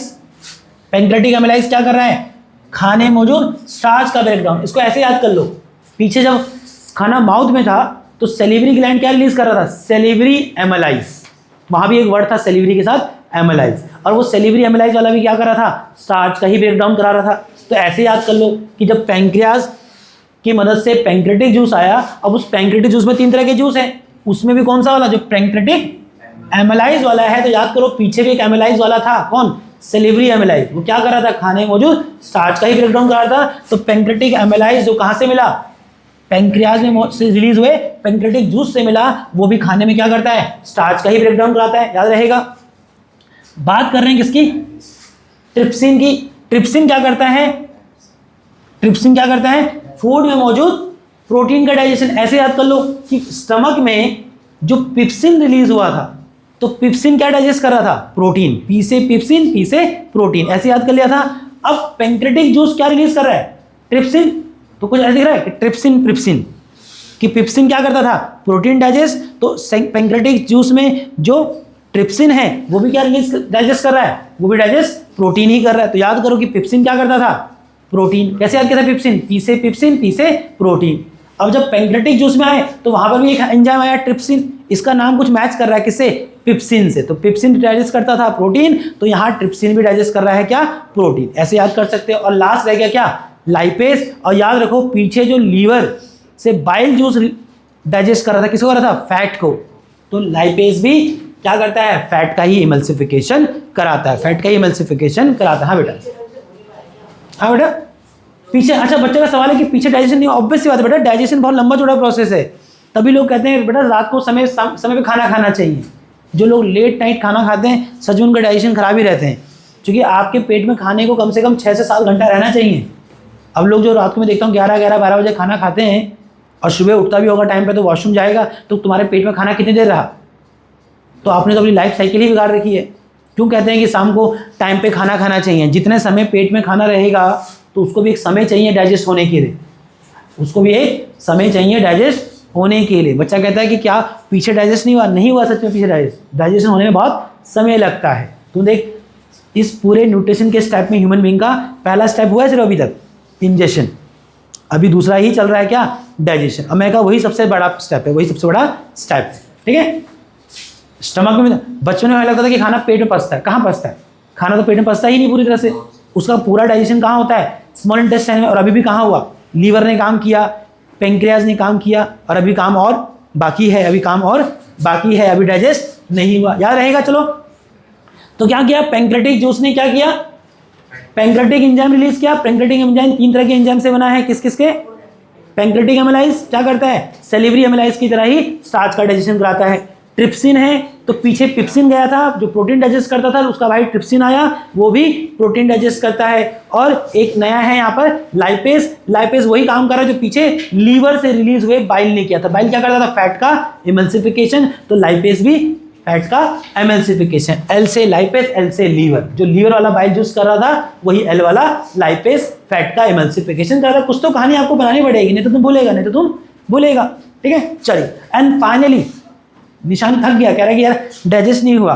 फाइनली निशान जो स्मॉल इंटेस्टाइन है उसकी वॉल से भी कुछ डाइजेस्टिव एंजाइम रिलीज होते हैं, और स्मॉल इंटेस्टाइन की वॉल से जो डाइजेस्टिव एंजाइम रिलीज होते हैं उसको कहते हैं इंटेस्टिनल जूस। और सच बताइए इंटेस्टिनल जूस कई तरह के एंजाइम से मिलकर बने, और तुम्हारी किस्मत अच्छी है कि उन सारे एंजाइम के नाम वो ले नहीं रहा है। बट ये जरूर बोल रहा है कि इंटेस्टिनल जूस कई सारे एंजाइम से मिलके बना है, और फाइनली जब इंटेस्टिनल जूस फूड में मिलता है तो खाने का कंप्लीट डाइजेशन हो जाता है। कंप्लीट डाइजेशन ऐसे हो जाता है कि खाने में मौजूद जो कॉम्प्लेक्स कार्बोहाइड्रेट था वो फाइनली सिंपलर ग्लूकोज में बदलता है। खाने में मौजूद कॉम्प्लेक्स प्रोटीन बदलता है किसमें? सिंपलर एमिनो एसिड में। और फाइनली जो फैट मॉलिक्यूल्स होते हैं जो कि कॉम्प्लेक्स सब्सटेंस है वो फाइनली सिंपलर फैटी एसिड और ग्लाइसरॉल में कन्वर्ट हो जाते हैं। तो ये भी आपको याद रखना है कि जब कंप्लीट डाइजेशन होता है तो आपको फाइनली याद रखना है कि कौन सा चीज किस में डाइजेस्ट हुआ। फाइनली कार्बोहाइड्रेट डाइजेस्ट हुआ ग्लूकोज में, प्रोटीन फाइनली डाइजेस्ट हो चुका है अमीनो एसिड में, और फैट फाइनली डाइजेस्ट हो चुका है किसमें? फैटी एसिड और ग्लाइसिरोल में। किसमें? ग्लाइसिरोल में। और ये तीनों जो बने हैं यहाँ पर, ये 4 हो गए, इनको 2 हो गए ना, ये क्या है? ये सब सिंपलर सब्सटेंस है, ये आपके ब्लड में डिसॉल्व हो सकते हैं और बॉडी इसको इस्तेमाल कर सकती है। कार्बोहाइड्रेट, प्रोटीन, फैट ये आपके ब्लड में डिसॉल्व नहीं हो सकता, इसीलिए से क्या कहा गया? कॉम्प्लेक्स सब्सटेंस, आपकी बॉडी के किसी काम के नहीं है। इसीलिए बीच में एक प्रोसेस होता है क्या? डाइजेशन, जहां इन कॉम्प्लेक्स सब्सटेंस को क्या करते हैं बॉडी सिंपलर में करती है। बट तुमने देखा इतना सीधा नहीं है। अब समझ आया कि डाइजेशन क्यों एक लाइफ प्रोसेस है। बॉडी में अगर डाइजेशन खराब हो जाएगा तो खाना ढंग से पचेगा नहीं, सर्वाइव नहीं करोगे। देखा ना, जब बच्चों को जॉन्डिस हो जाता है, किसी को जॉन्डिस, पीलिया में क्या होता है? आपका लीवर ही इफेक्ट होता है। और तुमने देखा कि लीवर आपके डाइजेशन में कितना इंपॉर्टेंट रोल प्ले करता है। अगर लीवर डैमेज हो गया तो टाटा बाय बाय हो जाएगा, टाटा बाय बाय हो जाएगा, धरती से टाटा बाय बाय हो जाएगा भाई, समझे? जो लोग अल्कोहल पीते हैं तो अल्कोहल क्या करता है? आपका लीवर डैमेज करता है। लीवर डैमेज होगा, आपका डाइजेशन खराब होगा। हाँ, हकीकत वही है, लीवर ज़्यादा खराब हो जाएगा, बहुत क्रिटिकल हो जाएगा, क्योरेबल नहीं रहेगा, ऐसी स्थिति में पहुंच जाओगे जहाँ वो क्योर हो ही नहीं सकता, तो मृत्यु होगी और क्या होगा? इसीलिए उठपटांग खाना है क्यों? चलिए अब खुश हो जाइए, फटाफट होगा। फाइनली क्या हो चुका है? स्मॉल इंटेस्टाइन में फूड डाइजेस्ट हो चुका है। अब तीसरा स्टेप होगा, दैट इज एब्जॉर्प्शन। एब्जॉर्प्शन में क्या होगा बेटा कि जब खाना स्मॉल इंटेस्टाइन में डाइजेस्ट हो चुका है, अब जरा ध्यान देना, मैं अगले डायग्राम पे जाऊंगा, मुझे लगता है विलीज आए। अब जो आपकी स्मॉल इंटेस्टाइन होती है ना बच्चा, समझना बात को, वो ऐसे होलो पाइप की तरह नहीं है, उसमें कई सारे क्या होते हैं? फिंगर लाइक प्रोजेक्शन होती है। क्या होती है? Finger like projection. इसको विलीज कहते हैं। क्या कहते हैं? अब ये विलीज जो हैं, इनमें कई तरह की ब्लड कैपिलरीज, छोटी छोटी ब्लड वेसल्स होती हैं। तो जो खाना है वो कहाँ है? स्मॉल इंटेस्टाइन में है, पूरी तरह से डाइजेस्ट हो चुका है। अब उसका क्या होगा? एब्जॉर्प्शन। बट याद रखना कि एब्जॉर्प्शन कहाँ हो रहा है? स्मॉल इंटेस्टाइन में। किसके थ्रू? स्मॉल इंटेस्टाइन में कई थाउजेंड्स ऑफ मिलियंस ऑफ क्या होती हैं? फिंगर लाइक प्रोजेक्शन होती है। सोचो कि एक बड़ा सा पाइप, उसमें कई तरह की घास सी उड़ रही है ऐसे। अब क्या होता है? इसको विलीज कहते हैं। क्या कहते हैं? विलीज। और इस विलीज में क्या है? कई छोटी छोटी ब्लड कैपिलरीज है। और फाइनली जो डाइजेस्टेड फूड कहाँ है? स्मॉल इंटेस्टाइन में। वो इन विलीज के थ्रू क्या होता है? एब्जॉर्ब होता है और किस में चला जाता है? ब्लड में चला जाता है। किस में चला जाता है? ब्लड। अब ब्लड में पहुंच जाएगा, तुम जानते हो अगला क्या होगा? एस्मिलेशन होगा, पूरी बॉडी में पहुंचेगा। बट थोड़ा रुको, इसको पढ़ेंगे ढंग से। तो खाना पूरा डाइजेस्ट हो चुका है, तो अब उसमें जो सब्सटेंस सिंपलर हो चुके हैं, बोले तो स्मॉल और सॉल्युबल है, बॉडी उसको क्या कर सकती है? एब्जॉर्ब कर सकती है। किसके थ्रू होता है? मैंने बताया आपको कि वहां थाउजेंड्स ऑफ क्या है? फिंगर लाइक प्रोजेक्शन विलीज हैं, और वो विलीज क्या कैरी करती हैं? Blood capillaries. और फाइनली क्या होता है? उसके थ्रू ब्लड स्मॉल इंटेस्टाइन से, ब्लड कह रहा हूँ, डाइजेस्टेड फूड स्मॉल इंटेस्टाइन से विलीज के थ्रू क्या होता है? ब्लड में एब्जॉर्ब हो जाता है। ठीक है, और ये इंपॉर्टेंट है, जो पेपर में पूछता है। ये तो बता दिया कि स्मॉल इंटेस्टाइन का क्या यूज है भैया, कि एक्चुअल में स्मॉल इंटेस्टाइन ही वो जगह है जहां फूड का एब्जॉर्प्शन होता है। और इसके इनर सरफेस में मैंने क्या कहा? Millions of tiny finger like projection होती है, जिसको कहते हैं विलीज। और ये विलीज ही क्या करती है? वहां से फूड का एब्जॉर्प्शन कराती है। किसमें? ब्लड में। किसमें? ब्लड स्ट्रीम में। और ये इंपॉर्टेंट है, पूछता है पेपर में कई बार कि विलीज का फंक्शन क्या है? विलीज का फंक्शन है, villi increase the surface area of small intestine. ध्यान रखना। खुद सोचो कि अगर आपकी स्मॉल इंटेस्टाइन सिर्फ ऐसी होती तो क्या होता? सपोज स्मॉल इंटेस्टाइन ऐसी होती तो जो खाना इसकी वॉल से लग रहा होता सिर्फ वही एब्जॉर्ब हो पाता, क्योंकि खाना तो लगातार आगे सर रखा है, इतना टाइम मिलता ही नहीं। अगर विलीज में, मैंने कहा अगर स्मॉल इंटेस्टाइन विलीज नहीं होती विलीज क्या कर रही है, एब्जॉर्प्शन का सरफेस एरिया बढ़ा रही है। क्या बढ़ा रही है, एब्जॉर्प्शन का सरफेस एरिया। अगर विलीज नहीं होती तो सिर्फ और सिर्फ क्या होता है, वो फूड जो इसकी वॉल से टच कर रहा है सिर्फ वही एब्जॉर्ब हो पाता। जो फूड डाइजेस्टेड बीच में है सारी मेहनत खराब। बट क्या है, तुम्हें ज़्यादा खाली नहीं है, वो ऐसा है बीच में। अब खाना दिख रहा है, तो तुम्हें लगा कि ये एरिया ज़्यादा है कि वहाँ ऐसी बहुत सारी घासें जैसी हैं, तो इसमें क्या है कि जो एब्जॉर्प्शन का है वो सरफेस एरिया बढ़ जाता है। और ये विलीज का फंक्शन है कि विलीज क्या करती है, उसका मेन फंक्शन है to increase the surface area of absorption, to increase the surface area of absorption of the digested food. ये उसका मेन फंक्शन है, ठीक है।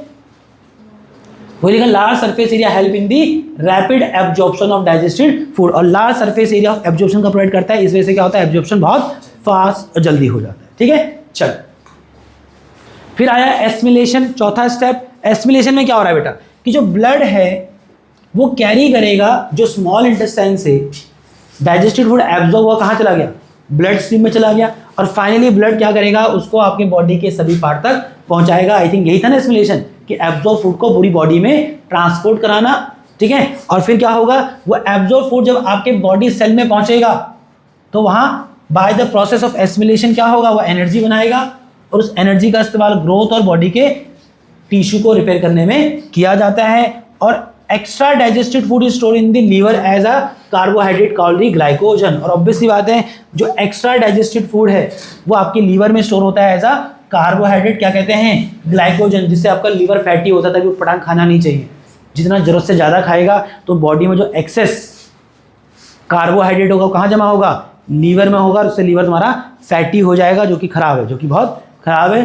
तो जरूरत से ज़्यादा खाना नहीं चाहिए, और बहुत खाते हो तो फिर बेटा उतनी एक्सरसाइज करो, वो सब बर्न कर दो, किसमें, काम में, काम में ऑब्वियस है, वो एनर्जी बर्न कर दो किसमें, काम में।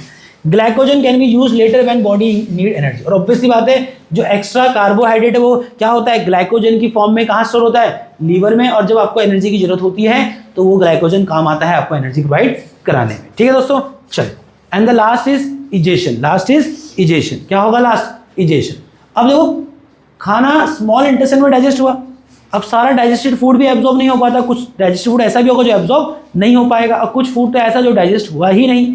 जो अनडाइजेस्टेड अनयूजफुल फूड है वो क्या करेगी, बॉडी से आउट करेगी, बॉडी से आउट करेगी। और इसको कहते हैं क्या, फाइनल स्टेप, इजेशन। जहां क्या हो रहा है कि अनडाइजेस्टेड अनयूज्ड जो फूड है वो बॉडी क्या करती है, रिमूव करती है। आप भी जानते हैं एक ऑर्गन होता है रेक्टम।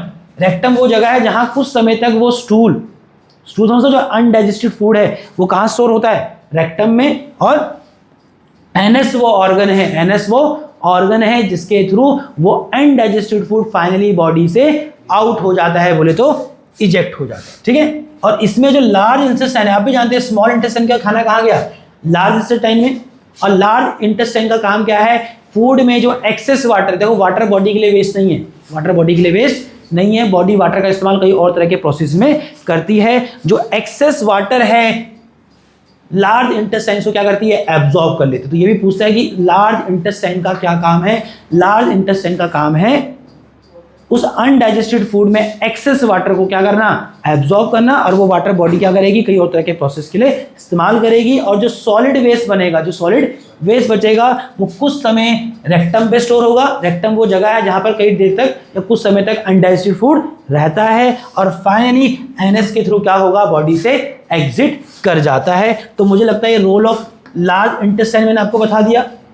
फूड में मौजूद एक्सेस वाटर को वो कर रहा है। रेक्टम क्या है, वो जगह है जहां पर कुछ देर तक अनडाइजेस्टेड फूड स्टोर रहता है। और फाइनली एनएस वो ऑर्गन है जहां से जो स्टूल है, जो फीसिस है, जो वेस्ट है, वो फाइनली बॉडी से आउट हो जाता है। और ये द प्रोसेस, दा होगा ही नहीं है, the process of removal of undigested from the body is called egestion. और ये जो प्रोसेस है अनडाइजेस्टेड फूड को बॉडी से आउट करने का क्या कहलाता है, इजेशन। इसको डेफिकेशन भी कहते हैं। और मुझे लगता है इसके साथ ये खत्म हो गया होगा। अगला जो टॉपिक हम कल पढ़ेंगे दैट इज एक नया लाइफ प्रोसेस या दूसरा लाइफ प्रोसेस, क्या, रेस्पिरेशन। पर थोड़ा सा रुको, मैंने नोट्स में नहीं डाला, बट हर चीज़ नोट में डाल भी नहीं सकती। एक छोटा सा डिस्कशन करूंगा क्योंकि मुझे लगता है कर देना चाहिए, फिर नहीं तो छूट ही जाएगा। तो आई थिंक आपको जो पढ़ाया समझ आया नहीं आया, बट पहले मैं कहूँगा उसको पढ़ाने लास्ट टॉपिक समझाने से पहले भैया सच में इसको आप बड़े टॉपिक की तरह ही तैयार करना। और ऐसा स्टार्ट करो, बिल्कुल माउथ से लेके एनएस तक का पूरा याद करो कि पहले इजेशन हुआ, खाना कहाँ था, माउथ में गया, माउथ में जब गया तो क्या हुआ, ये इजेशन पहला स्टेप हुआ, फिर माउथ में ही क्या हुआ, डाइजेशन हुआ, माउथ में ही डाइजेशन। कैसा डाइजेशन हुआ, वहाँ माउथ में दोनों तरह के डाइजेशन हो रहे, फिजिकल भी और केमिकल। फिजिकल डाइजेशन का जो दांत से आपने चबाया उसको छोटे छोटे पीसेस में तोड़ा, that is physical digestion. Chemical digestion भी माउथ में ही स्टार्ट हुआ, कैसे कि माउथ में पीछे मौजूद है क्या, सेलिवरी ग्लैंड। सेलिवरी ग्लैंड क्या रिलीज कर रहा है, सेलिवरी एमाइलेज, जो फूड में मौजूद स्टार्च का ब्रेक डाउन कराता है, किसमें, शुगर में। फिर ओसोफेगस से पैरासिटिक मूवमेंट होते हुए फूड कहाँ पहुंच गया, स्टमक में। स्टमक में जो गैस्ट्रिक ग्लैंड से वो क्या रिलीज कर रहे हैं, गैस्ट्रिक जूस। गैस्ट्रिक जूस बना है एचसीएल, पिप्सिन और म्यूकस से। एचसीएल क्या कर रहा है, खाने में मौजूद जम्स को किल कर रहा है, खाने को एसिडिक बना रहा है कि पिप्सिन अपना फंक्शन कर सके।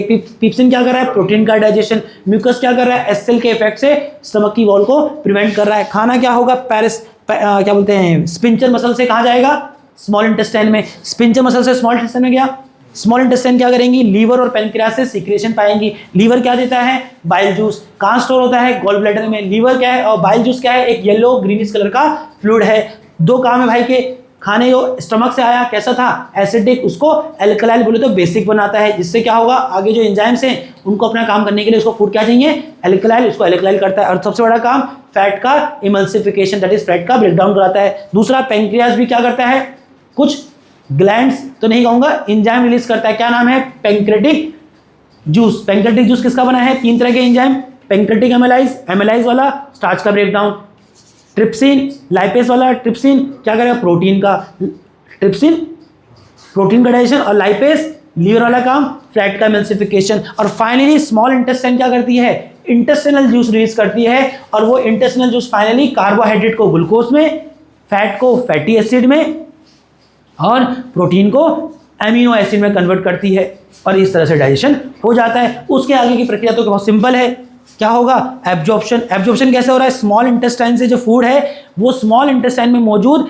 फिंगर लाइक प्रोजेक्शन से एब्जॉर्ब होता है, ब्लड स्ट्रीम में जाता है। और फिर एस्मिलेशन की, जो फूड डाइजेस्टेड ब्लड में गया वो ब्लड क्या करता है, पूरी बॉडी में ट्रांसपोर्ट करता है, उससे एनर्जी बनती है, ग्रोथ होता है, दैट इज एस्मिलेशन। एंड फाइनली खाना लार्ज इंटेस्टाइन में जाता है, जहां एक्सेस वाटर एब्जॉर्ब होता है, और जो सॉलिड वेस्ट है वो कुछ समय तक एक स्ट्रक्चर में स्टोर रहता है, दैट इज क्या कहलाता है, रेक्टम। और रेक्टम से फाइनली वो बॉडी से आउट होता है बाय द ऑर्गन एनस, इस तरह से आउट हो जाता है। और उठो नहीं, अभी खत्म नहीं हुआ, एक छोटा सा डिस्कस करना, पेपर में पूछता है।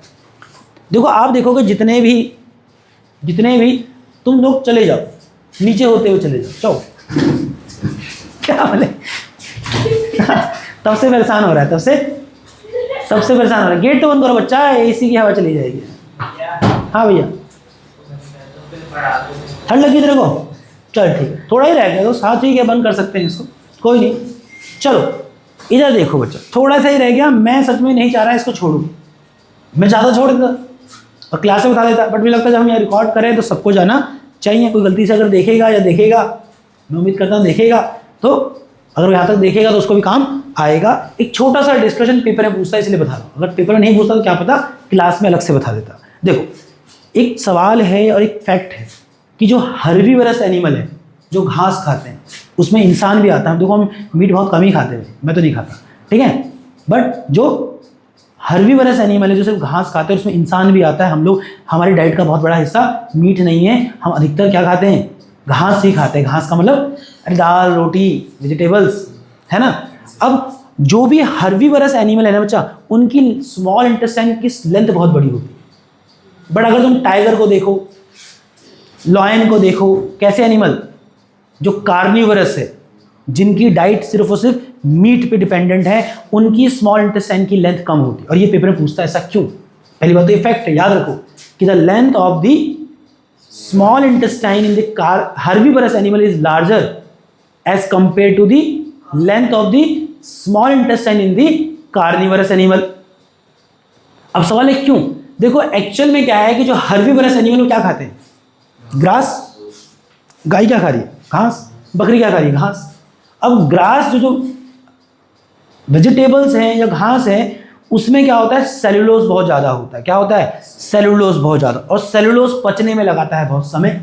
सेलुलोज लगाता है पचने में बहुत समय, और उतना समय सेलुलोज को पचने में मिले इसलिए जो हर्बीवरस एनिमल होते हैं उसमें स्मॉल इंटेस्टाइन की लेंथ ज़्यादा होती है। जो स्मॉल इंटेस्टाइन जितना लंबा होगा खाना उतनी देर आपके डाइजेस्टिव सिस्टम में ठहरेगा, उसको उतना वक्त मिलेगा सेलुलोज को पचाने में, समझा। बट जो मीट ईटिंग एनिमल है दैट इज कार्निवरस, वो क्या खाते हैं? वो तो मीट खाते हैं और मीट में सेलुलोज होता ही नहीं, मीट में सेलुलोज होता ही नहीं, तो उनकी डाइट में सेलुलोज जाता ही नहीं, इसलिए उनको लार्ज स्मॉल इंटेस्टाइन की जरूरत है भी नहीं, है कि नहीं? लार्ज लेंथ जो है स्मॉल इंटेस्टाइन की ज़्यादा चाहिए ही नहीं होती। और ये प्रश्न पूछता है why the length of small intestine is more in the herbivorous animal as compare to the carnivorous. तो सिंपल सा लिखोगे this is because the diet of the herbivorous is rich in the cellulose. जो herbivorous की diet है वो rich होती है, उसमें अच्छी मात्रा में क्या होता है? Cellulose, which take time to digest, जो टाइम लेता है क्या करने में? डाइजेस्ट करने में। Therefore the length of small intestine in herbivorous is comparatively larger than the length of the small intestine in the carnivorous. ठीक है, समझ आया भाई तुमको प्रिंस? तो ये लास्ट टॉपिक हो गया, मुझे लगता है यहाँ खत्म करेंगे। और मैं फिर कह रहा हूँ तुमको लास्ट छोटे से भाई सुनना मेरी बात को, ये एक ऐसा टॉपिक है बच्चा से बहुत परेशान रहता है और कुछ मुश्किल नहीं। देखो मैंने जो लास्ट में बोला, क्यों? मैंने चीज़ों को बहुत क्रम में पढ़ा है, एक बार में नहीं होगा, दो बार में नहीं होगा, बट तू बार बार क्रम में ही पढ़ेगा। तू खाली याद करेगा कि मैं एक पन्ने पर क्या लिख देता हूँ, इधर लिखता हूँ ग्लैंड्स के नाम, इधर लिखता हूँ उसके सीक्रेशन का नाम, यहाँ लिखूंगा फंक्शन। तो ऐसा पर्चा बना लेगा और तू याद करेगा। तो पर्चा बना 3 दिन तक याद रहेगा, फिर भूल जाएगा। तो कहानी बना ना, कहाँ से कहाँ तक, माउस से पूरी एनएस तक की कहानी बना, और इस तरह से याद करके पूरी जर्नी में कौन कहाँ था, कहाँ क्या क्या हुआ, कहाँ कौन सा ग्लैंड आया, उस ग्लैंड ने क्या रिलीज किया, जो रिलीज किया उसने क्या काम किया। अगर इस तरह से इसको याद करेगा तो ये लाइफ टाइम के लिए याद हो जाएगा। लाइफ टाइम याद नहीं होगा, कम से कम तुम्हारे बोर्ड तक के तुम्हें याद रहेगा। और सच में पेपर में पूरा सवाल नहीं आ रहा है, वो बीच में से उठा के पूछ देगा बताओ ट्रिप्सिन का क्या काम है। अब तो दिमाग में खगा लेगा, अरे कहाँ था ट्रिप्सिन। जिसको पूरी जर्नी पता है उसको पता है ट्रिप्सिन कहाँ था, पेंक्रियाज में क्या कहते हैं, स्मॉल इंटेस्टाइन में जाके ट्रिप्सिन का नाम आया था। पेंक्रियाज ने रिलीज किया था क्या, पेंक्रेटिक जूस, उसे पेंक्रेटिक एमाइलेज जो स्टार्च ब्रेकडाउन करता है, ट्रिप्सिन प्रोटीन का ब्रेकडाउन करता है। वो तुम्हें कहेगा कि बताओ सेल्युलर एमाइलेज का क्या फंक्शन है, तो आपको पता है सेल्युलर एमाइलेज कहाँ था, उसका फंक्शन था स्टार्च का ब्रेकडाउन। वो कहेगा कि बाइल जूस क्या है, तो तुम कहोगे बाइल जूस एक सिक्रेशन है जो लीवर रिलीज करता है, येलो ग्रीनिश कलर का फ्लूइड है जो कहाँ स्टोर होता है, गॉल ब्लैडर में। क्या काम करता है, फैट का इमल्सिफिकेशन कराता है और खाने को बेसिक कराता है। तो ऐसे छोटे छोटे सवाल बनेंगे पेपर में। या हो सकता है कि एक डायग्राम दे देगा और उसमें लेवलिंग कर देगा, इसको मार्क कर देगा ए, इसको बी, इसको सी, कहेगा ABC का नाम बताओ और उसका फंक्शन बताओ। तो ये डायग्राम भी तुमको तभी याद होगा जब तू पूरा इस तरह से याद किया होगा। तो मैं ये बताना कि ये सवाल सच में इस तरह से आएगा, एक बड़ा सवाल यहाँ से आता नहीं है, बट इसमें तुम देखो टॉपिक इतना बड़ा है और उसके पास पूछने के लिए क्या क्या है। वो इसमें से 4 सवाल बना देगा MCQ के, नहीं ढंग से पढ़ा होगा तो मान लो 4 MCQ मुश्किल हो जाएंगे। तभी मैं कह रहा हूँ इसको प्रिपेयर करो जैसे कि भले ही आपको पता नहीं आएगा इतना बड़ा सवाल, बट आपको उसको बार बार जब भी पढ़ना है तो ऐसे प्रिपेयर करना है जैसे कि एक 15 नंबर का सवाल, कि मुझे 15 नंबर मिलेंगे, ऊपर से लेके नीचे तक क्या क्या था और किसने क्या क्या किया, मुझे ऐसे प्रिपेयर करना है। अगर मुझे ऐसे प्रिपेयर है, अब उसके बाद तो भाई कहीं भी बीच से कुछ भी पूछ, मुझे सबका नाम पता है, सबका काम पता है, कौन क्या बनाता था, कौन कहाँ था, सब मुझे 1 to लास्ट पता है। 1 to क्या होता है, लास्ट ही होगा, 10 होगा तो 10 तक होगा। क्लियर है ना? तो इस बात पे मैं चैप्टर को छोड़ दूंगा यहाँ पर। कल हम मिल रहे हैं तो हम एक नया लाइव प्रोसेस पढ़ेंगे, दैट इज रेस्पिरेशन। ठीक है दोस्त, और हमारा पहला लाइव प्रोसेस अब कंप्लीट हो गया एनिमल। ठीक है दोस्त, किसी का प्रश्न है तो पूछ सकते हो भाई।